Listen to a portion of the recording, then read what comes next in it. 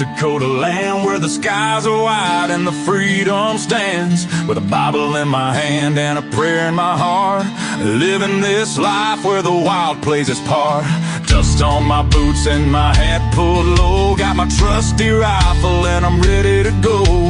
Hunting the game as the sun hits the sky in the heart of the 701. I feel so alive. Guns and the 701, that's how we roll. Faith in the good Lord, that's how we hold the line of the legacy that runs through our veins in this wild, wild land where the spirit remains. We're living free, living bold, side by side, with God on our plate and our hearts open wide.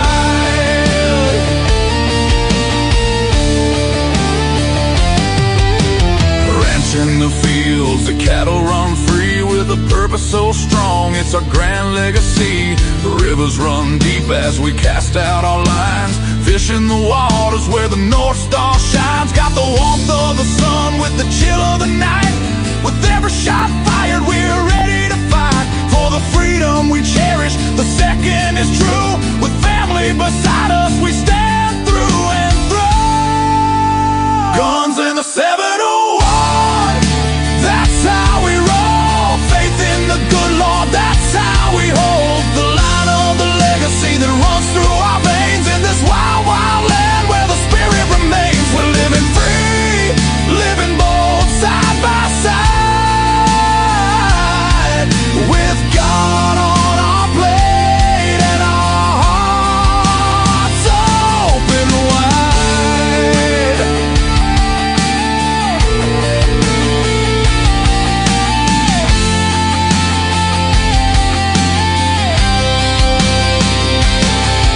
In a world that's spinning with sins that they wield, we stick to our values. Our fate is revealed with the word as our guide. We tread on the earth, a community built from the love, not the curse. Raising our voices, singing loud through the night, for God and our freedom, we'll continue the fight. Let the rifles ring out, let the spirits align. In North Dakota's embrace, our souls intertwine. So when you hear the gunshots and feel that proud sound, know it's faith and freedom that echoes around. From the fields of the ranch to the depths of the lake, with God on our side, there's nothing at stake. Guns and the 71 forever will stand in the heart of our faith in this great free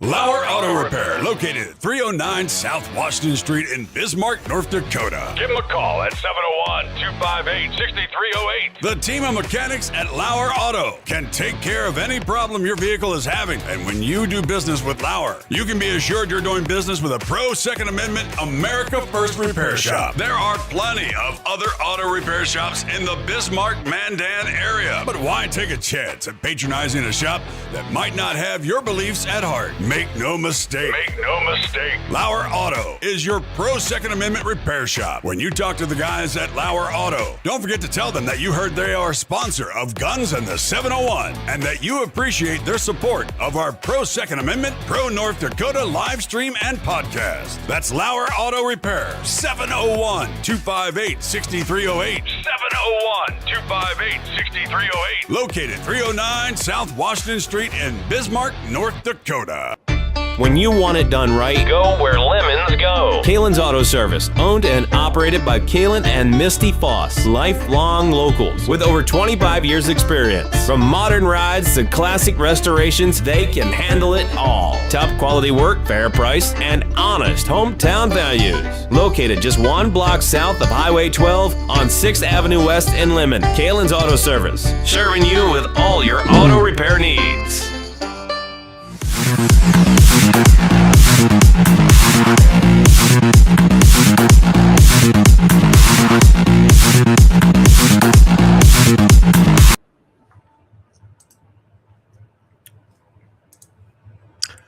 All right. Good evening, everybody. Glad to have you here. Episode 191 on this June 23rd. It's been an interesting day. I've been busy out haying all day, so that's a good thing. Means that we're getting something done finally around here, so very happy about that. A lot of things to talk about. We're going to talk about Chicago over the weekend. Wow, Father's Day weekend should be something different other than a rise in murders. We got municipalities that are still trying to ignore the laws that have been set, both at federal, state, county levels. They just don't care. And I'm probably going to be able to tie that a little bit into what we've been seeing going on probably up there. I heard today on Burleigh County about Burleigh County and their off-road vehicles, which I know it doesn't sound Second Amendment related, but think about the implications if they can do that in road right-of-ways. And I don't know all the parameters. What would stop them from having you carry firearms, driving in those right-of-ways, things like that? So we're going to kind of talk about that a little bit. Hey, Dan, good to have you here. Jamie, good evening. Paul Metz, good evening. Kevin, good to see you tonight. Dan Brown from the Western Edge. And, of course, Waylon is with us tonight as well. So UN the officials are also, we're going to be talking about them. If you guys don't know, they meet quite regularly. I don't know why we're even still part of it.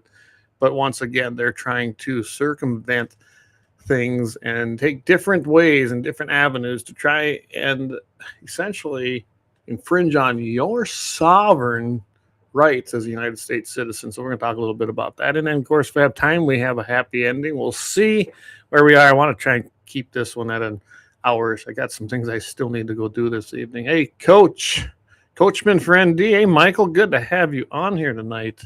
I see he's chiming in as well. So before we get started, I always got to do this right away. Two things right here. We got the Second Amendment, a well-regulated militia being necessary to the security of a free state. The right of the people to keep and bear arms shall not be infringed. And the Democrat Party's checked out on that. They just have, you see all the insanity going on in the news. They just don't care. They say it on the Senate floor. They say it on the House floor. We see it in state legislatures, even down the county and municipalities. So just remember, it's always the Democrats. It's very seldom a Republican that brings anti-gun, Second Amendment infringement rules, bills, laws into the arena. So with that, I always like to start the evening off with a prayer as well. So Lord, thank you for blessing us with the freedoms that we have each and every day in the United States of America, and giving the founders of this country, as we get ready to celebrate 250 years, the foresight to recognize that in the Declaration of Independence, the rights are inalienable. We've never seen anything like it in the world. We probably never will again. We ask that you look over our leaders, give them capabilities that they'll do this in the fear of you, and that they'll be trustworthy men that will hate dishonest gains. We see so much of that today. We also want to thank you for the blessing of moisture that we've had in our area to provide the crops and the feed and the hay for your animals that we care for. Again, be with everybody. Be with the fathers as we celebrated Father's Day this last week. And bless them with an abundance of joy and love. In your name we pray. Amen. All right. So, hey, a lot of people. Hey, Kelly, good to see you. Brian Warner, Mr. MV, good evening. He says, I don't think the rumbles are coming through. Well, let me go over there and check. Yep, they are. Both channels on mine are working. Of course, as you know, we have two channels over there because when we started this thing, the Rumble was pretty new. It was actually kind of complicated. It's gotten a lot easier now.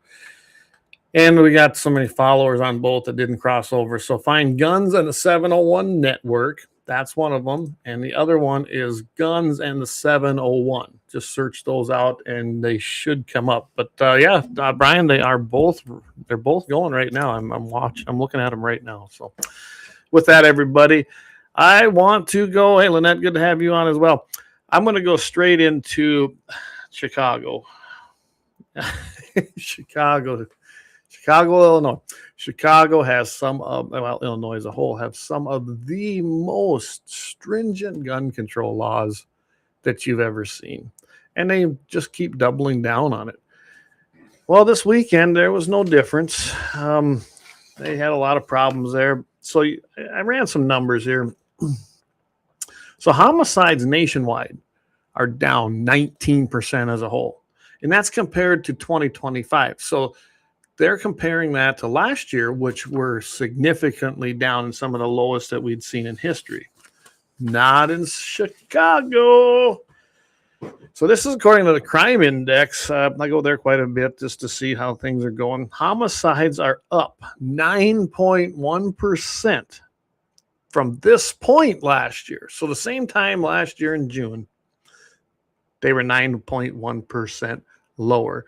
So an increase of 9.1% when nationwide it's down 19.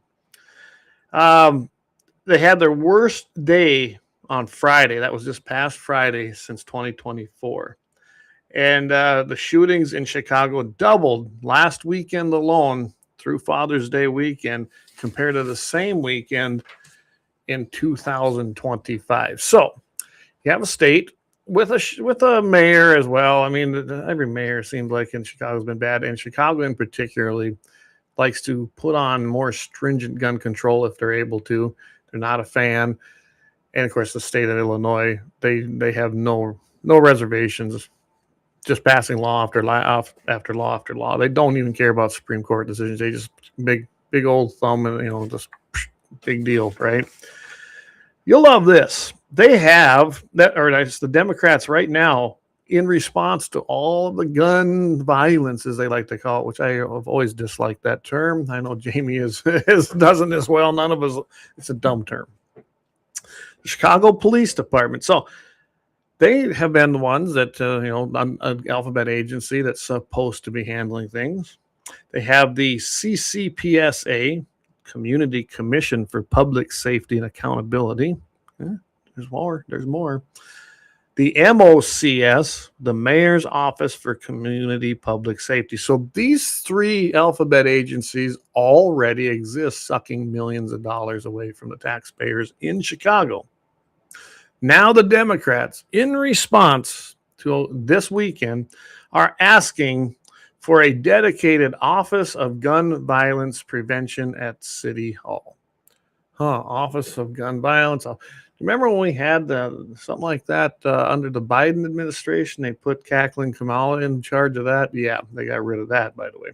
Trump, bye-bye, no more. So my question is, with all these agencies already existing, why do they need another one that will yet fail? Why don't the three that already exist? And that, remember, you also have the police department.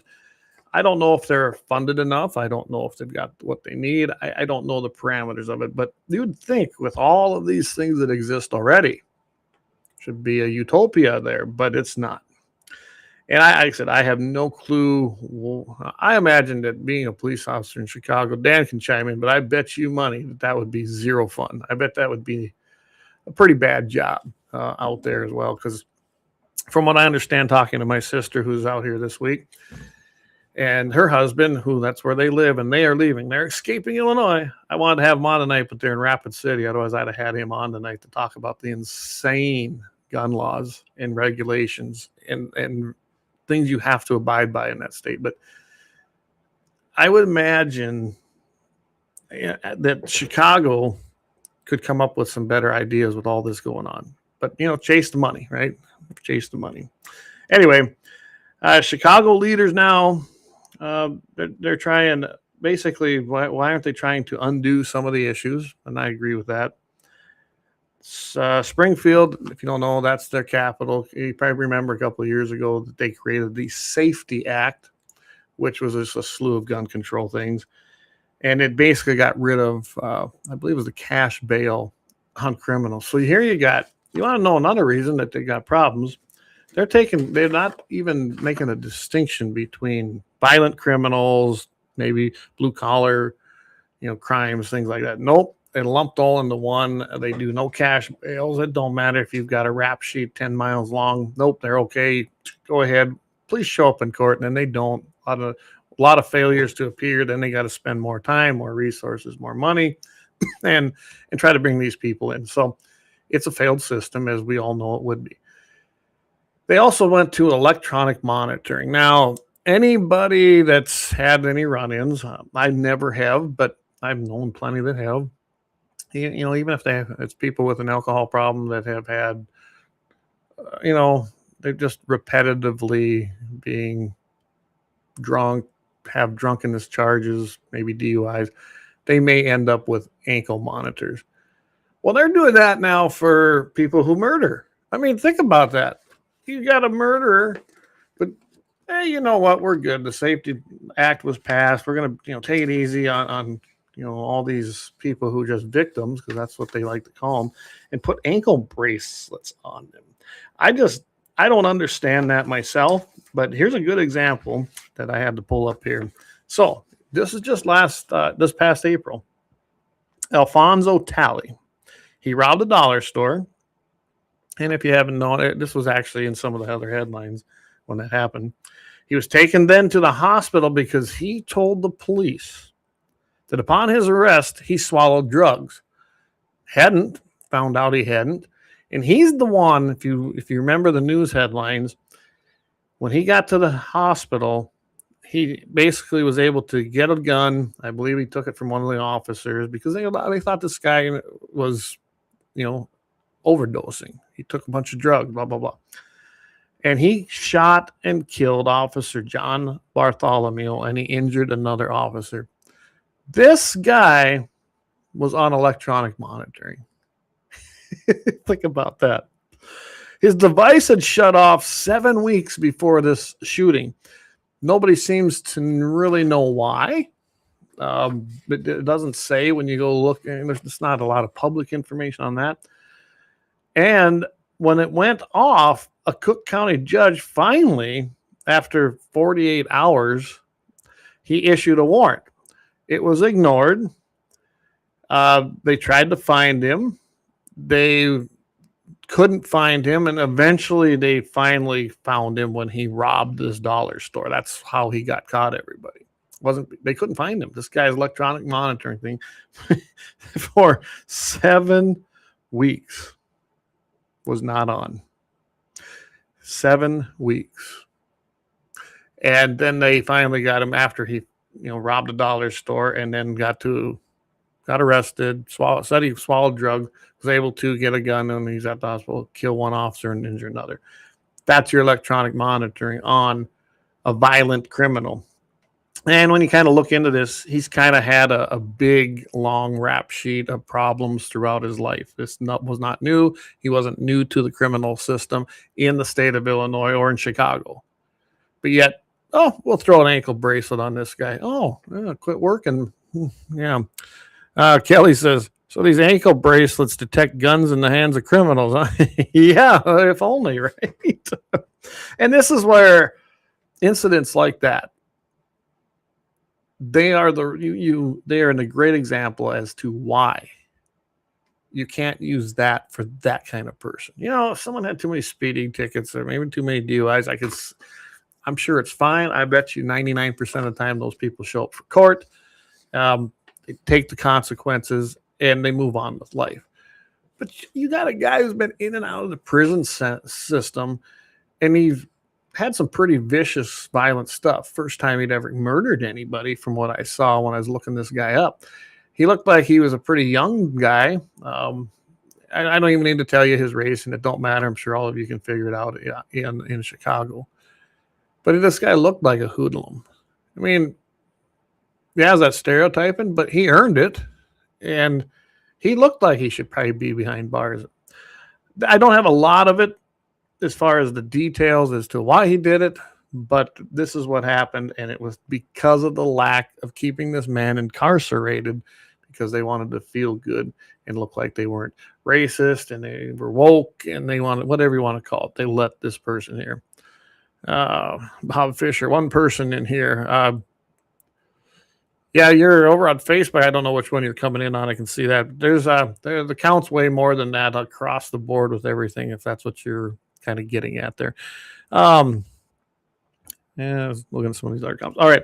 So that covers the electronic monitoring. What I think it is ridiculous that you use it as a broad stroke for anybody and anybody coming in and call it a day. If their prisons are overrun, that could be, but I bet you they can find more money if they get rid of a bunch of welfare programs and quit trying to take guns out of your hands. Then we might have something going on. Anyway, I'm not a big fan of the electronic monitoring anyway, and this just showed one of the failures of that. Now, think about this. So they're sympathetic to criminals. They're even sympathetic to the electronic monitoring. But I wanted to point this out in my notes here. Most Illinois residents are probably, like I said, abiding by the electronic monitoring. Most Illinois residents also are not committing crimes and murder and other violent offenses with AR-15s or large capacity magazines. But these same Democrats that flip the other side of the coin for electronic monitoring and criminals say, nope, we're going to take those away from you because you can't be trusted, even though you have never committed the crime. And that's where I was going with that. These same Democrats passed the Safety Act. These same Democrats basically make it illegal for anyone to possess any kind of firearm that's even a replica of an AR-type firearm or large capacity magazines, which you and me and everybody else know that is not the cause of the problem at all. So I guess in a wrap on this one here is that Chicago has some of the most restrictive gun laws. That we know this. For decades, they've had some of the worst criminal offenses taking place. They are one of the most violent states, Illinois as a whole, Chicago in particular. Kind of like DC was. We've seen the same thing over in California. Pick your Democrat blue state or city. You're going to find that they have the most restrictions and most laws, yet they have the highest crime. It's pretty much a given. John Lott's book has always been correct. More guns, less crime, and then we're talking about law-abiding people, which we don't have in those. I don't know what's going to happen over there in Chicago. I imagine it's going to get worse. People are fleeing that state. People like my sister and her husband, they're leaving. They're leaving. They're moving over to Kentucky. They're down in Kentucky, and they're so happy about being able to escape that. Not just that, taxes are going up quite a bit in Illinois. I think it takes place July 1. Some of these things, something like another 50 cents on gas. That's a whole nother rabbit hole. It has nothing to do with this, but it's things like that that make the good people leave that state, and then it allows these kinds of things, these kinds of policies, and these kinds of rules and laws to be passed because that's the kind of people who get elected. So Chicago, I think it's a loss. I don't think they're going to be doing much as far as getting things right. I think you're going to see them slip further into decay. And you will probably see Chicago get more violent. I wouldn't want to visit that place. I have zero desire to go there because of these things. So anyway, with that, that'll wrap up our first segment. Again, you want to make sure you support all our sponsors. If you want as well, it's over there. Right over there. We got our subscribe button. Go ahead and scan that code. We want to thank everybody who's done that. We've had quite a few people the last 2 and 3 weeks doing that. And we surely appreciate that. We have things that go from $5 all the way up to $75. You can do it reoccurring. You can do it one time, and we do appreciate that. So go ahead and hit that. And we really, really thank everybody for supporting the show, because we can't do it without you. That's what keeps this baby and this train rolling. So, hey, Kelly says even the Bears are cutting bait. I heard that. They're going to put their stadium down in Indiana or something. See, I bet no one knew that. I probably knew that because I don't follow any sports. But yeah, I heard they're leaving Chicago. Soldier Field's been an iconic place, home of the NFL Chicago Bears, but going to be leaving that. Beyond Raging Bullets, good evening. Glad to have you following us and listening in as well. So we are going to take a quick break. Like I said, please support all our sponsors. Lauer Auto Repair has been with us since day one, and I highly recommend them. Axe does a fantastic job. The whole shop does a great job. They can fix your vehicle and really take care of you. So I really highly recommend you go over there and give Axe some love over there at Lauer Auto Repair. One of our newest sponsors, Crappie Creek Feeds. Hey, I love these guys. I've been doing business with them for a while. It's Jason and Megan Holm, 605-850-3998. Again, 605-850-3998. And they have everything you need for your livestock. And I'm talking, they've got mineral, they've got salt blocks, they've got the garlic lick barrels. They've got the other liquid type of mineral. They have garlic salt. And I'm telling you, I've been using this. I started it already this year early. Got it into their system. Yes, they do smell like garlic when you're walking by the herd or driving through them. But the flies do not seem to be near as crazy as they have been in the past. So, again, Crappie Creek Feeds, one of them along right there with one of our other top sponsors, Lauer Auto Repair and Kalon's Auto Center. Go ahead and give them a call, Jason or Megan Holm, 605-850-3998. We will be right back after this extreme profit timeout, as Rush used to say.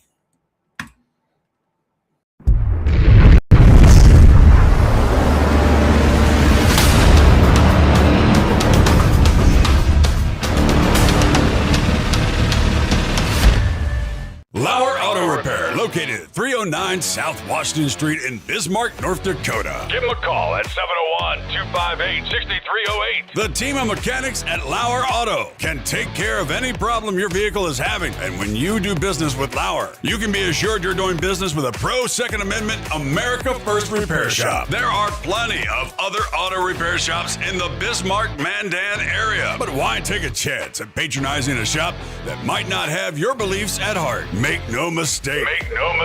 Lauer Auto is your pro Second Amendment repair shop. When you talk to the guys at Lauer Auto, don't forget to tell them that you heard they are a sponsor of Guns and the 701 and that you appreciate their support of our pro Second Amendment, pro North Dakota live stream and podcast. That's Lauer Auto Repair, 701-258-6308. 701-258-6308. Located 309 South Washington Street in Bismarck, North Dakota.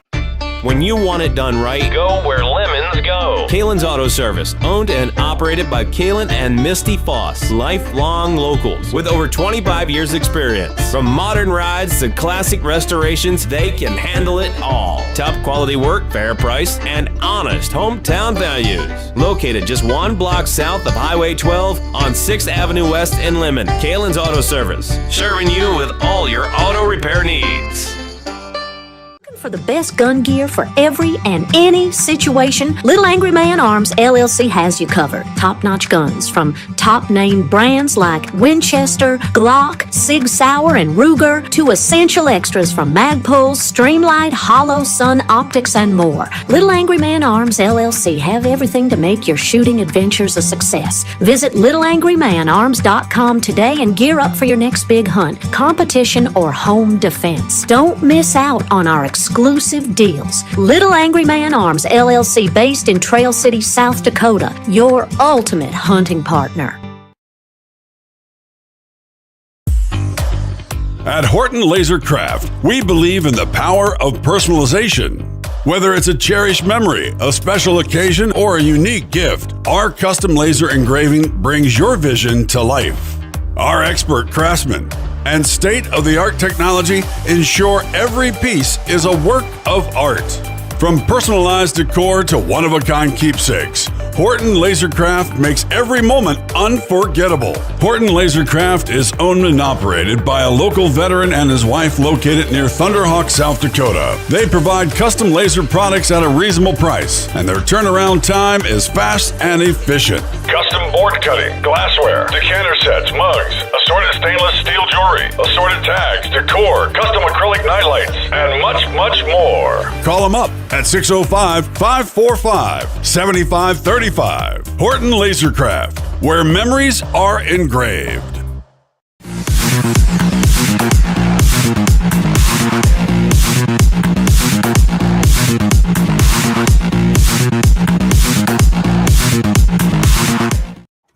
All right, we are back. So, hey, I was going and checking out a few things. I noticed on one of the Facebook pages that some comments aren't coming through. Jason, I'm hearing you here. I see it now. So he says, Supreme Court finally ruled marijuana cannot stop you from owning a firearm. Good work. Even Trump dropped marijuana as Schedule 3. And that's actually, I was going to bring that up. I think I'm going to try to talk about that a little bit on Todd's show on Friday. But yeah, so the Supreme Court said, hey, you know, that isn't a reason. I didn't go read the complete ruling. I didn't have time to actually get ready for that. So I'm going to go take a look at it, see what the actual, what the justices said about that.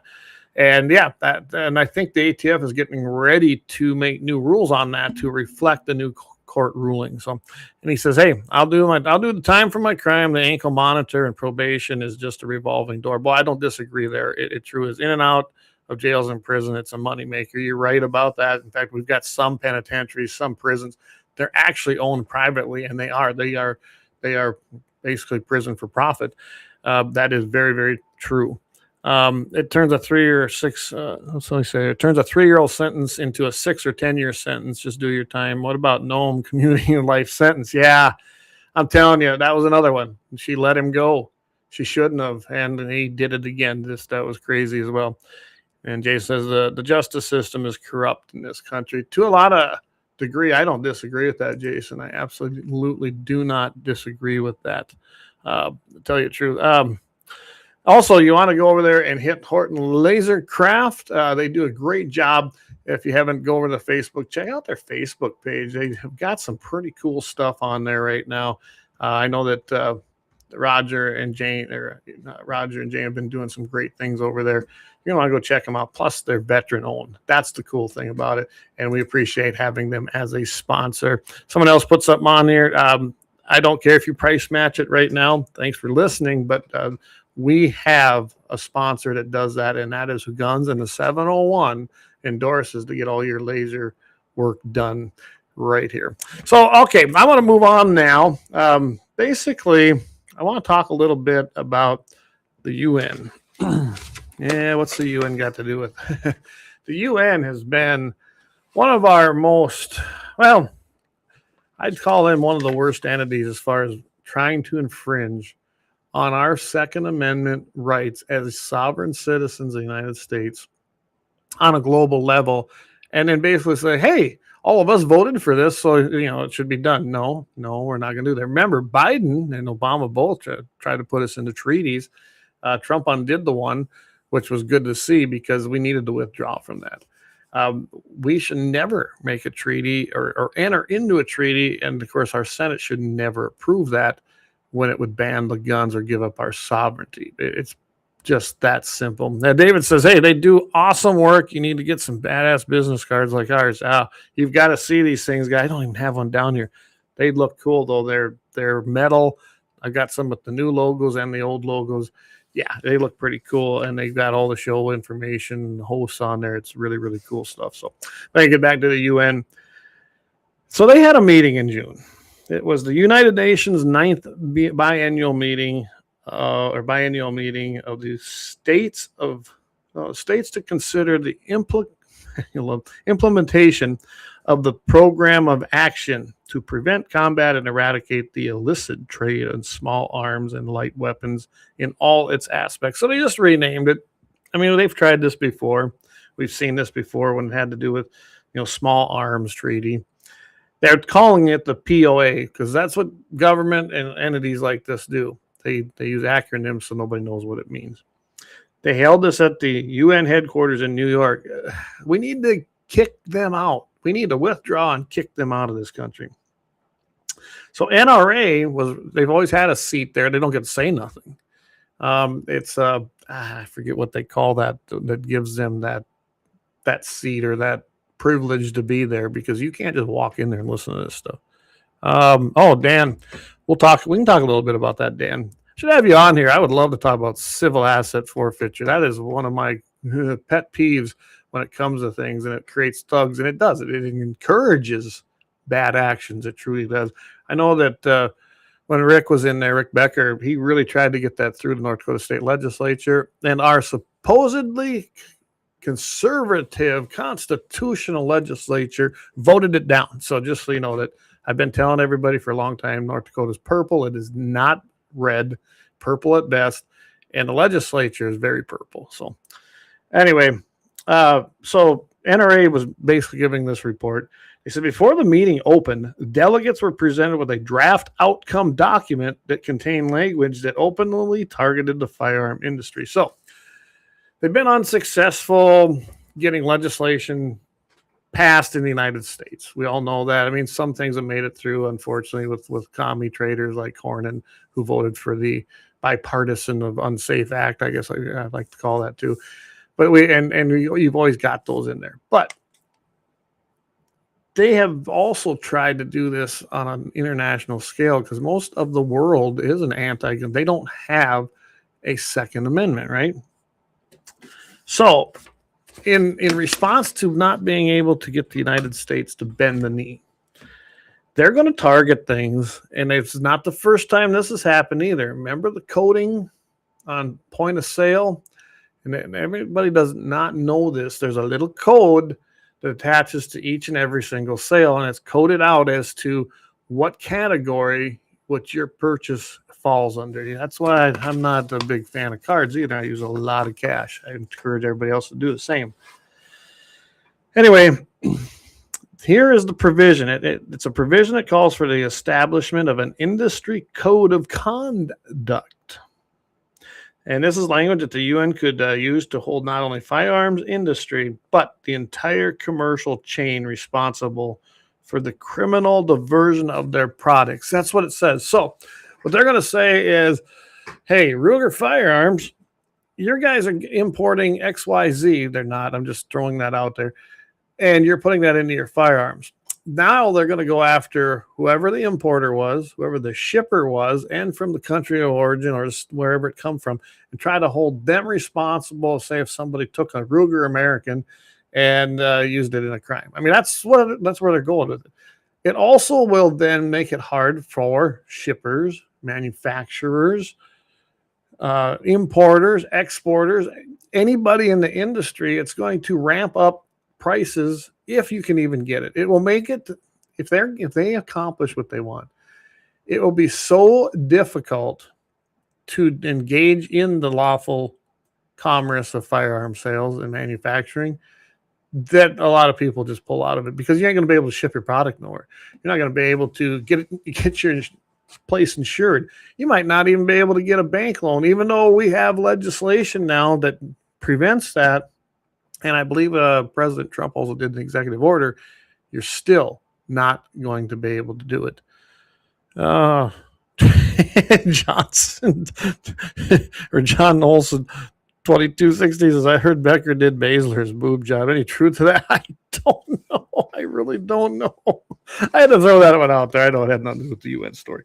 Anyway, I want you to know that that's where we're going with this. So further on in this report from NRA, and I'm glad that any of you that says the NRA doesn't do anything, This is what they do. This is the stuff you see or don't see in the headlines and in the news and even in the magazines, because this is the reports that come out, and you can find them, but they don't necessarily put them out everywhere, and the media really doesn't pick them up. So what they said is NRA members should recognize the tactic. It mirrors the development that NRA ILA repeatedly reported on during the discussion surrounding the Arms Trade Treaty, and that was the ATT. It was anti-firearms advocates. They sought to establish a standard of liability based on a claim that violates international human rights laws, international humanitarian law, or acts of so-called gender-based violence. Here we go, guys. There's no such thing as gender, by the way. It's sex. You're either a male or a female, but that was a created term. Committed with a firearm and are so foreseeable that everyone involved in the lawful transfer of that firearm from beginning to end should bear the responsibility. Think about that. Think about that language. Under this theory, liability would not stop with just the manufacturer. It would extend to importers, exporters, things I just said, brokers, commercial shipping companies, insurers, financial institutions, and payment processors. And that's a key right there. They're pushing for this cryptocurrency.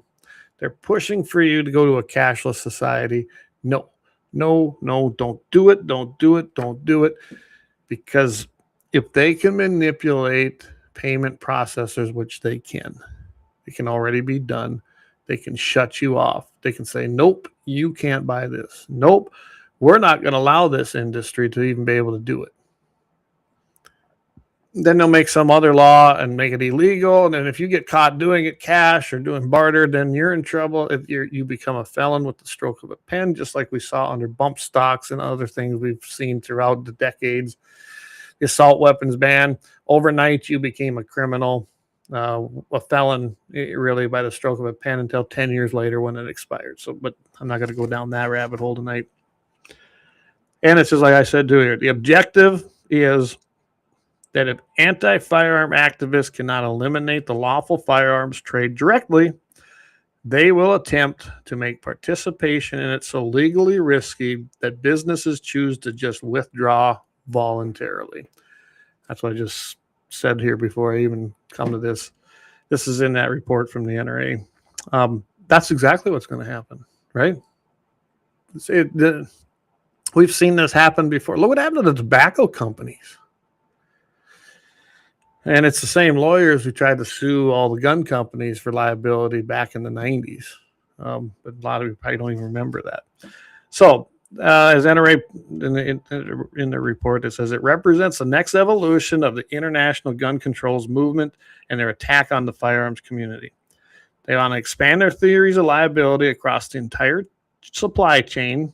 They seek to pressure lawsuit-weary shipping companies, freight carriers, banks, insurers, and payment processors to distance themselves from lawful firearms commerce. So they won't have to make a law. They'll make it so difficult. And we saw some banks do this that just said, nope, we're not going to let anybody start up a firearms manufacturing company. They just completely said, we're not doing it. And what are you going to do? I mean, they even debanked Trump. I don't know if you guys know that. That had nothing to do with the firearms. They didn't like him. They didn't like his policy. So they quit using him. He had to get a different bank. We saw that several times over the last 10, 15 years. You'll love this, though.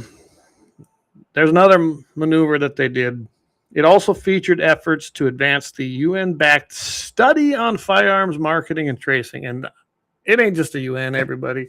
I watch government do this. I watch government alphabet agencies do this. They took that with carbon dioxide. EPA declared it. They said they took a scientific study done by them. Then they declared it a greenhouse gas, and essentially we got to regulate it and get rid of it. It exists naturally. We expel it every time we breathe. So does every other living animal. It's not our enemy. Soil needs it. But because in the name of the climate mafia groups, they did it. They started wanting to sequester it. They started wanting to eliminate it, regulate it. We got the lowest levels in our atmosphere now. They're going to do the same thing with guns. They're going to have a study. They're going to declare it bad because this, and then they're going to reference that. I see that all the time in government. They do something and then they reference to fake science and then make it law. Well, that's what this is. So they're going to have a UN-backed study on firearms marketing and tracing. And the delegates at this conference were then asked to welcome the study and the conclusions that drew it into the folds of the POA, which we remember it was called the Programs of Action. And then it will be used to provide the UN with the scientific evidence that it will need each and every time they go to expand firearm marketing standards and as well as regulation. Wow. Just like I said. Even more significant, they launched yet another new anti-firearms initiative within the UN. First meeting, it was called the first meeting of the Open-Ended Technical Experts Group, otherwise called OETEG. Here we go, acronyms. And that was held during the week as well. This group has been tasked now with developing recommendations based on the UN-backed study on firearms and marking and tracing. See, they're already doing it. And developing recommendations to ensure the full and effective implementation of, again, the Program of Action and the International Tracing Instrument, and develop new international standards impacting the firearms community. All right, so they did it already. They had a meeting. They wanted to do this, so they did this point of action. Then with the point of action, they went within that particular document. They created the UN-backed study on firearms marketing and tracing, and then created the open-ended technical experts group to make recommendations. Yeah. The group is chaired by Michael Imran Kanua and Sierra Leone's ambassador, and permanent representative of the United Nations. The ambassador set a positive precedent by meeting with the NRA. So he met with the NRA outside of the formal meetings, but they had no say. And he met with them as representatives of the industry, which probably isn't a bad group, right? NRA might know a little something about that.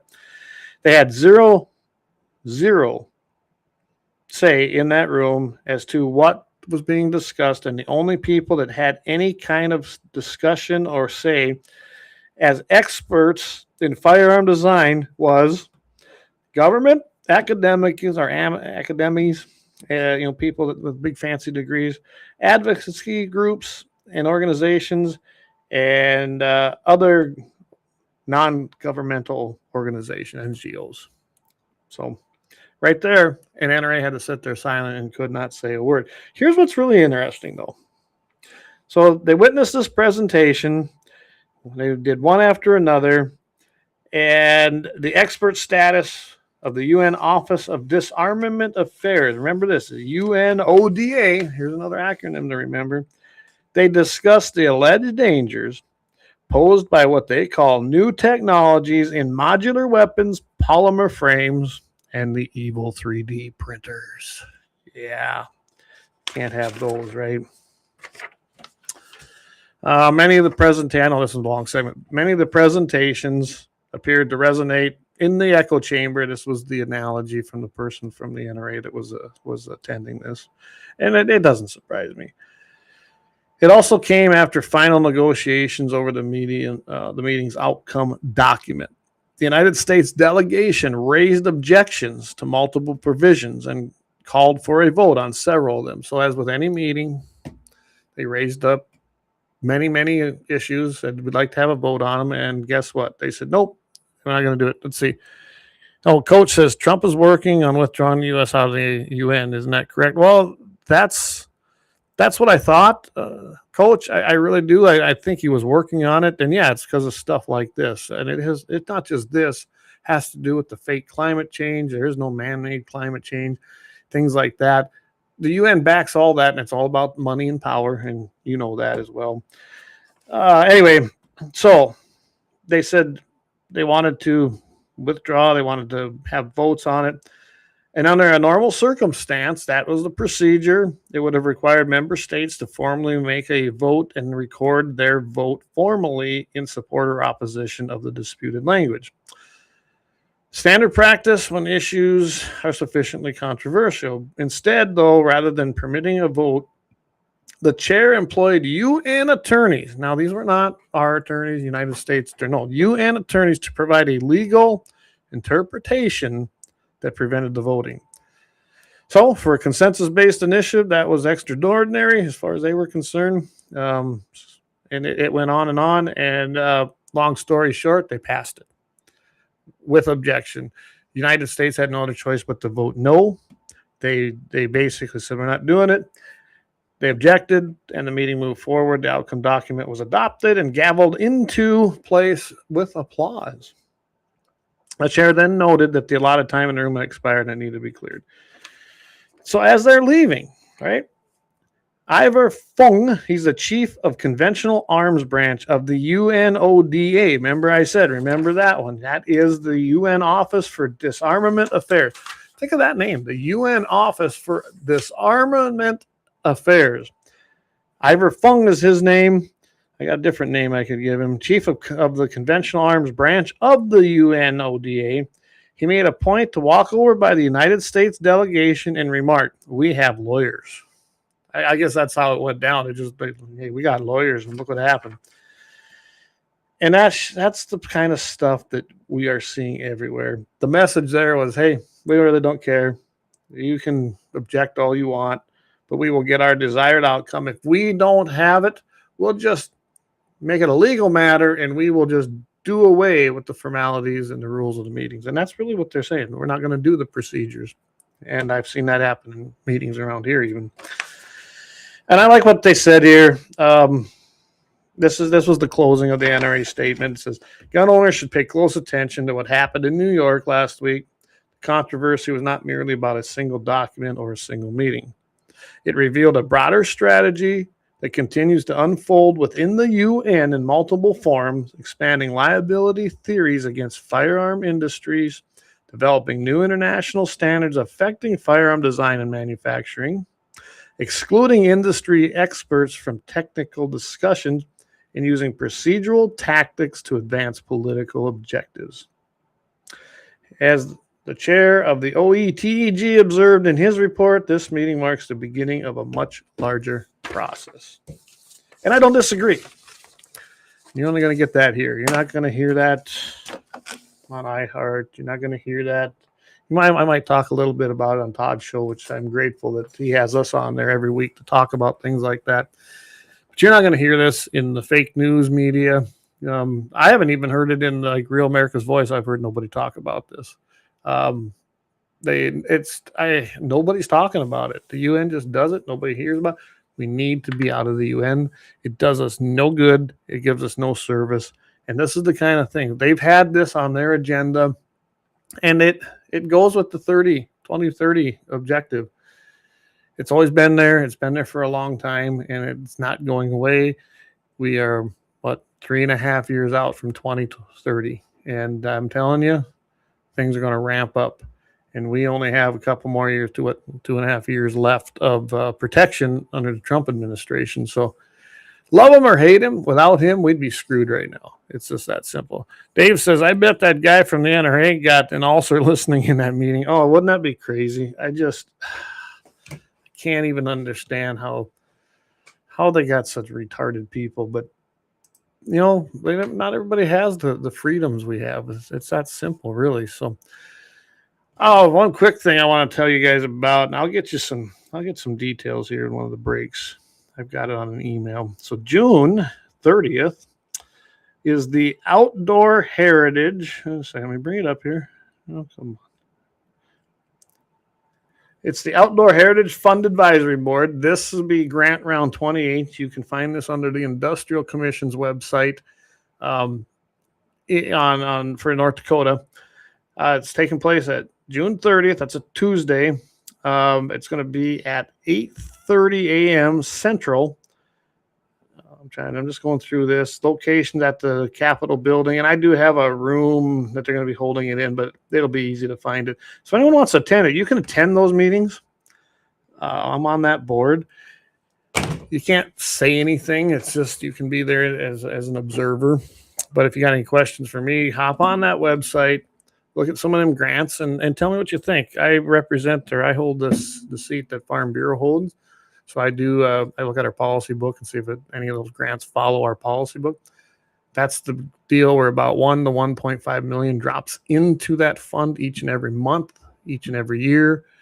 And you can apply for it for different things. I think Scott was going to try to get their grazing association up there in that Bowman, Rame, Amadon area to do one. But so many things I see come in there are not worthy of, as far as I'm concerned, of even being funded. Just because the money's there don't mean that every grant has to be funded. So check it out. I will probably put something out there before that meeting takes place again, just so everybody comes. I encourage people to go to stuff like that. I'm sure that's not very popular with some people, but yeah, I know I'll probably talk about it on Friday on Todd's show as well. So just keep that in mind. Tell you what, we are going to take another break here, and we'll come back. We will probably go into discussing the anti-gun municipalities when they don't follow the rules set forth, saying you can't do these things. They do it anyway. We saw this in Fargo, when they tried to pass anti-gun ordinances, which you can't have anything more stringent than what the state has. It's just, that's the way that goes. So we're going to come talk a little bit about that. If we got time, we'll do a happy ending, and we're going to call it an evening, because like I said, my sister and her husband are in town. And that's kind of why I want to get out of here. I got a few things to wrap up here, and then I'm going to head off to town and go visit with my family. I will be right back after word from our sponsors.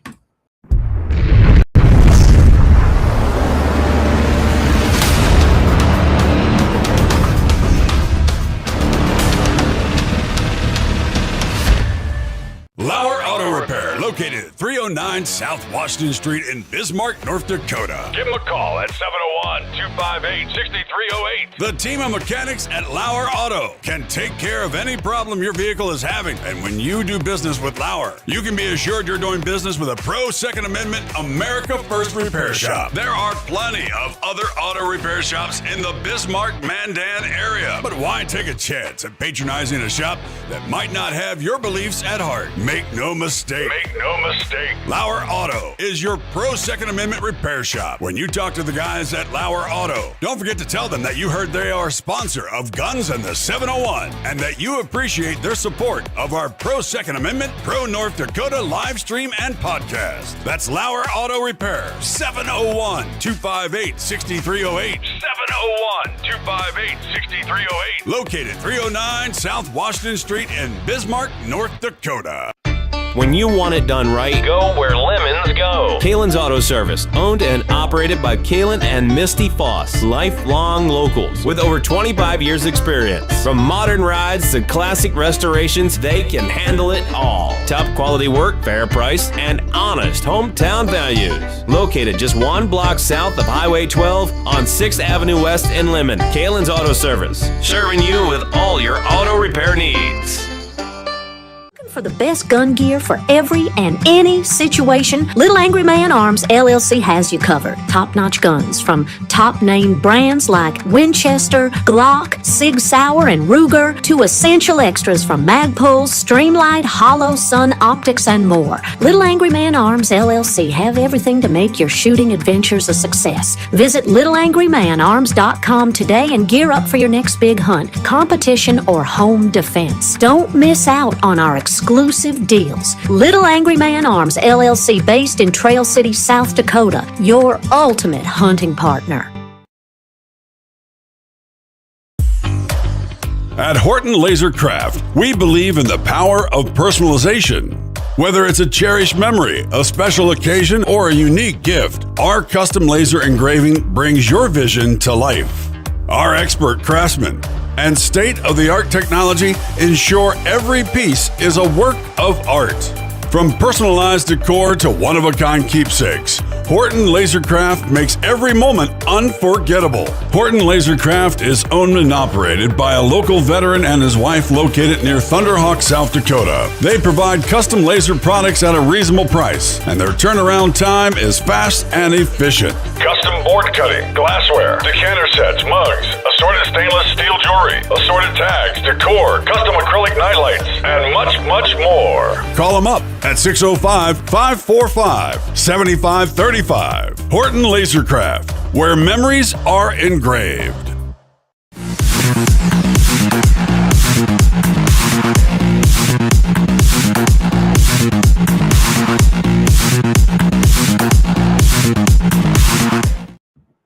All right, we are back, everybody. So yeah, I did kind of look at some of that information. It's going to be like 28 grants or 27 grants we're going to be reviewing. So keep that in mind, everybody. Like I said, I really encourage everybody to go check that out if you have time and sit in on it. Just see where this money's going. I mean, we're talking millions of dollars that we disperse out. Think about this, 27 grants to 27 entities. It's a lot of dollars going to just a few, as far as I'm concerned. So, just keep that in mind, that's what's happening there. Is it a good thing? There's some good grants in there, I guess. But, you're talking like, what, $370,000 per grant if you averaged it out that way, if they were all awarded. I mean, some are more than that. Some, not everyone's going to be funded. But anyway, check it out. That's a lot of dollars. It's generated from the coal and the gas and the energy industry. And it's supposed to go towards, conservation projects, things like that. So go ahead and check it out. Hop on that website, and you should be able to find it. Outdoor Heritage Fund is what you're looking for. All righty. And Jason, again, appreciate you chiming in there. I don't know why it's not coming through. That's actually over on my Facebook page, but they're not coming through on here. So I don't know what to think about that. All right. Anti-gun municipalities double down when policies are challenged. I seen this one, and it ain't the first time we've seen stuff like this, and I thought it'd be a good one to talk about. It's important when you see things like what's happening in Burleigh County with the road right-of-the-way thing, with off-road vehicles, things like that. I don't know the parameters of what happened. I guess there was a young kid who had his bike confiscated now. I don't know what happened, but when you can go ahead and make a rule that says, nope, you can't be there, and got stiff fines or even confiscation of private property, how does that affect your gun rights in a county? Remember, this wasn't the city of Bismarck. This was the county. And when they make a rule like that, it's countywide. That'd be like Sioux County saying no off-road vehicles and road right-of-ways because it's happening in Fort Yates. Oh, they can pound sand over here as far as I'm concerned. We use in one area, we do use the road right away or the ditch just so that we're not on the road. It's actually safer for us and for the people on the road. And and it's a road right away. I mean, I pay taxes on it, so I should be able to use it. And I think that's the dispute, is that the private landowners and some of these developments, I think on the outskirts, are mad because there's tracks there. I don't know all the details, but it made me think about Second Amendment problems. What would stop a county from saying, hey, because of a safety issue? Remember, this was all about a safety issue, supposedly. What if they say it's unsafe if you're carrying, and maybe there's a bike path, maybe there's a walking trail in that right away, and now you're not allowed to carry there because the county said so? It's a preemption. Anyway, we got preemption laws that don't allow that, but that doesn't seem to bug some county commissioners and people in cities, as we've been already talking about. So anyway, this is why I wanted on this. So why are they being challenged? Well, we know why. They've been told that the gun laws are unconstitutional. And there's been, I can't even tell you how many court cases. I mean, there's been several since Bruin that have taken place. But the big one was Heller. And then the second one, of course, was Bruin. And that law was huge in 2022 because it affirmed that law-abiding gun owners have a right to carry firearms for self-defense away from your home. And I absolutely agree with that. That was the right decision. It just was. But that's the problem with Democrats and communists and tyrants, and they're all the same thing. as far as I'm concerned. When they're told they can't do something, it's kind of like a little kid that says, you can't do that, Leighton, and they get pissed off and they go do it anyway, or they do something, try to get away with something different, and they get more trouble. Well, it's a little different though in the world of politics. The Democrats never seem to have to pay the price. It's always the people, because you either pay the price by having to defend yourself from an unconstitutional law, or you end up paying the price because you had to foot the bill for the government to actually fight in court saying, nope, our tyranny is constitutional. And I call it what it is. So anyway, that's kind of how I do it. And they mentioned here Hawaii, New Jersey, and New York. As soon as Bruin came out, and they started passing laws. And a lot of them, I imagine, to try and overwhelm the system. But they wanted to restrict lawful carrying of firearms. It's always the goal, right? So the laws in New Jersey and New York, you'll love this, and I've heard this term a lot. They based it on expanding so-called sensitive places. So the Supreme Court set out you can carry, but then they created, it's kind of like having a free speech zone. No, the entire country is a free speech zone. It's the First Amendment. This idea that they can pen you up and put a ribbon around an area and say, stay in here and you can have your gathering. No, I don't abide by that. I don't even like the fact that you have to basically make notice, especially on public grounds that are taxpayer paid for and held, like the Capitol grounds, to have a gathering. I guess it'd be a courtesy to let law enforcement know. Got no problem with that. Maybe let the people know, but to be approved, no. Pound sand. That's our Capitol building, not yours. As long as we're not being violent, we shouldn't be breaking any laws, because the First Amendment is also something that can't be infringed. And there's 5 parts to that, speech being one, assembly, and petition, the top 3.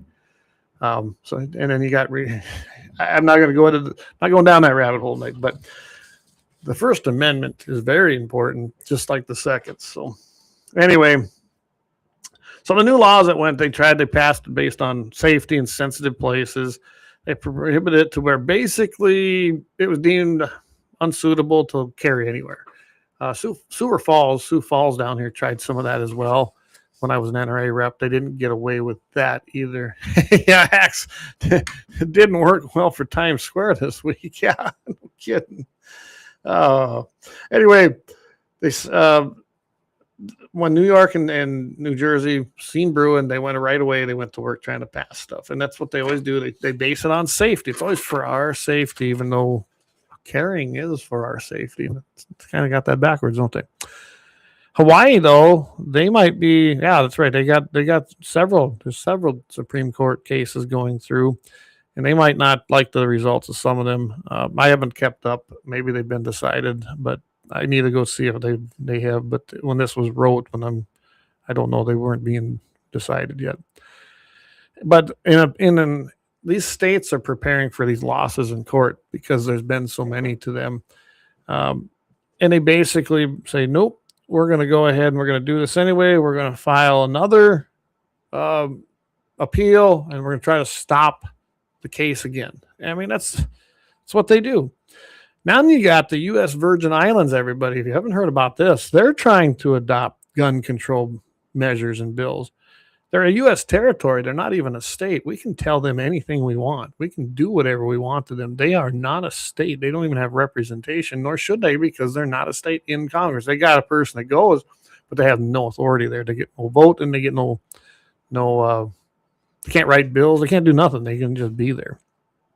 And they're facing a lawsuit that challenges existing policy relating to the issuance of their gun permits. That happened in December last year. Well, this is where I love what is happening in the Department of Justice now. You have Attorney General Harmeet Dillon. She's in charge of the Civil Rights Division that was created, right? And within that, they created the Second Amendment section, and she has just been going after places like Jersey, California, wherever she's seeing problem, Illinois, she's taking these things and going, no, we're done. We're not taking this. We are going after you guys for violating constitutional law that's been decided by the Supreme Court in recent years, guys. A lot of this stuff has happened in recent years. So she basically said that this was the announcement, and this is in reference to the U.S. Virgin Islands. She said that the newly established Second Amendment section filed a lawsuit to bring the Virgin Islands Police Department back into compliance legally by ensuring that applicants receive timely decisions without unconstitutional obstruction. And that had to deal with the permits to carry.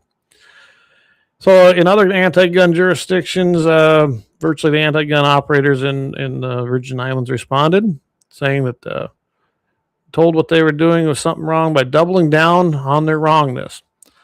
Their effort is an attempt moot, though, challenging this in the permit issuing process. The procedure in Hawaii should have probably been considered as well in light of the questions being faced after the court hearing and the initial attempt to circumvent Bruin.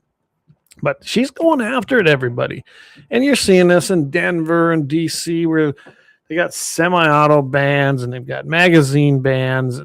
And Dylan's office is going after them guys too. I don't know how many she's filed within the department. I should look it up. It'd be a good number to know. But she's going after every single one of these states. And we saw a lot of these things happening last fall in the elections that were being discussed. So I just kind of wanted everybody to know that there is something being done about it. We saw some of this in North Dakota. We saw it in Fargo. They lost as well, because they were trying to circumvent what we all know they couldn't do. They cannot preempt the state statutes and the state constitution when it comes to the Second Amendment. And North Dakota has a good Second Amendment. Theirs is actually written even stronger, in my opinion, than what our federal one is. If you haven't read it, I really encourage you guys to go do that. So quickly I want to bring up one other thing here. See if I can make this work. Trying out a new thing on here. All right, here it is, right there it is. So this, there it is. This is the Second Amendment. Let's see if I can bring this up a little more. Okay, the 2A Activist Center that was put out by the NRA. And what they're trying to do is get people involved. So everybody says you don't know what to do, visit this site. It's called NRA Second Amendment Activist Center.com. It's very easy to do and go on there. Back here, I'll grab the website and I will post it in the comment so that you guys can check it out. If you ever wondered how you get involved, well, there's the way you do it right there. You can scroll down there. You can sign up. They make it very easy to do that. You apply to become an activist. Fill in everything. What would you like to do? Host an NRA Day, display a decal on their window or door. You know, if you have a business. Heck, Jamie, there's a good one for Crown Dental. They could really show it. Or if you're interested, Axel, you could get to your decal saying, yep, I do support this. There's just an array of things you can do in here. I mean, look at that sea of orange. I am the NRA. I love that. I brought that back again, which that was a big thing, especially in the 90s. But you can go to, they got news events that are happening right here. You got Tactical 21 is what Nebraska's first NRA Freedom Fest is being held. I mean, this is just fantastic to see this stuff happening. And I really encourage you just to go check out the site, because this is where it's happening. This is where the grassroots part of this happens. They've got resources and support. Like I said, you can host an NRA Day. And you can do it with your business. You can do it on your own too. You can get this. You can download and print giveaway volunteer sign-up forms. That's pretty cool. Host a legislative action event. Absolutely. Put a link on your website. We'll have to do that on ours. Then you can search within so many miles if you want to. You can search that out and see where your 2A activist centers are. Oh, I'm just then you can contact them as well. If you want, you just fill that out, say, hey, I'm interested, and I'm sure someone will contact you, and then you can create an account too here. So I just wanted to pop this one in here. This is the Hosted 2A Day. If you're wondering about it, you can promote your event and provide additional value to your customers. They're really encouraging you to do it if you have a business, and I would encourage all businesses that support the Second Amendment to do it. If you've got if you got a brick and mortar store, that's probably the best place to do it. Or host it and sponsor it as your business and host it somewhere. That'd be another way. Do it at a range. Maybe Dave, there we go. Maybe we do one up there at the Moffett range. I think that'd be a fantastic thing to do as well. I can tell you that the NRA is back. NRA 2.0 is here. They're back. And I think that we're on the right road. Like I said, I'm really kicking the idea around. I've been asked to run for the board. I've been seriously considering it next year. And there's about 4 or 5 others of us that are going to do it. And that should complete a majority, hopefully, to make even bigger changes. And I guess, to me, this is our time. This is the chance. It probably needs to happen to see the NRA swing back to what it was and become what it was and be that voice. Because let's just face it, there's been some issues for many, many years, even when I was working there and we saw it. But hey, don't give up on it. Get involved. And I encourage all of you to get involved in that. All right. That's going to bring us here to the happy ending. And I'm going to try to be done here by 8:30 Mountain Time. Let's see. Yeah, Dave said that'd be cool. We just got to book it. Absolutely. You and I can talk, Dave, because I ain't got any irons in the fire either. But anyway, so here's where our happy ending comes from tonight. Blue Springs, Missouri. Homeowner shot and killed an intruder early Friday morning after calling 911 to report that someone had forced their way into the residence. Officers were dispatched. The burglary was in progress. The homeowner told dispatchers that the individual had unlawfully entered the home. So the police said that the homeowner shot the reported suspect before they reached the scene. The individual was pronounced dead at the residence. Well, okay, that's true.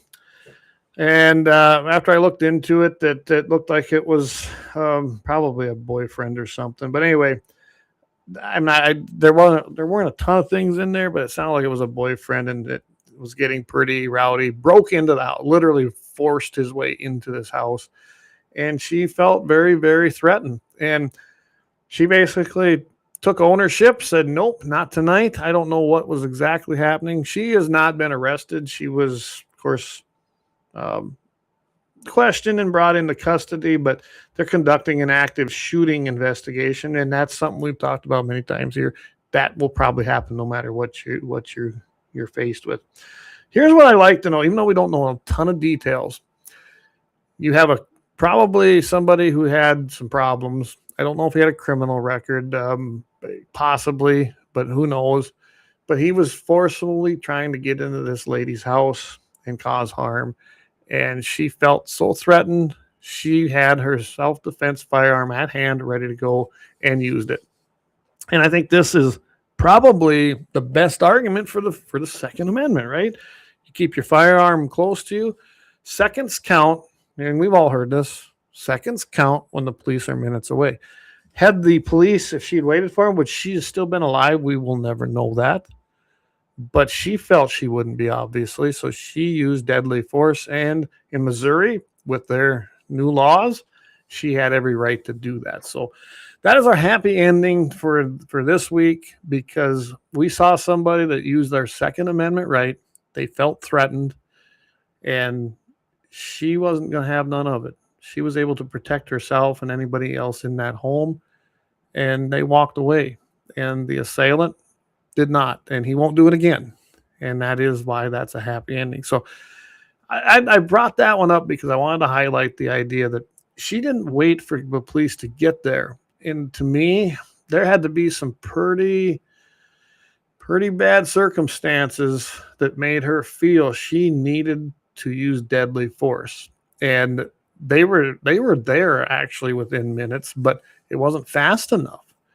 And she basically took it into her own hands, as she was probably forced to.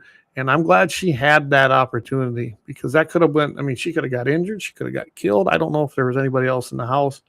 I'm going to follow this one because I want to see what the circumstances were when everything's publicly released. But anyway, that is our happy ending. Everybody, I want to thank you for tuning in tonight. Thank all of our sponsors. Lauer Auto Repair has been with us from day one. And I can't thank Axe and the guys down there enough for being a founding sponsor and their continued support of Guns in the 701 and the network now with our show. We got 701 Marksman, Sunday Sportsman's Devotion, and Blackbeard Logic. Every Friday, I will be joining, as always, Todd Mitchell and Mitchell in the Morning, 7:15 a.m. Mountain, 8:15 Central. And I'm probably going to highlight something. I think I really am going to do this. Part of that decision on the marijuana outcome in the Supreme Court, because I haven't had a chance to read the actual outcome. So I don't want to talk about it. I have an idea what it was, but I want to make sure that we got the right details. Maybe I'm sure Todd will have fun with that one. I'm sure we can have some fun with it, as we always do. Blackbeard Logic follows in at 5 o'clock p.m.'s Mountain Time, 6 Central. And Leon does a great job. He's always got some interesting subjects. Sunday is a Sunday Sportsman's Devotion. Comes on at 7 a.m. 7 a.m. every single Sunday. And that's in the Mountain Time Zone, 8 a.m. in the Central. And of course, every single Tuesday night, you can find me here, Guns in the 701. Who knows what we'll talk about, right? But I do appreciate everybody tuning in. That's at 7 p.m. Mountain Time every single Tuesday, unless I get a sub. Anyway, appreciate it, everybody. Thanks for tuning in, and thanks for supporting Guns in the 701 Network. We will see everybody next week. And remember, keep your powder dry, and God bless everybody.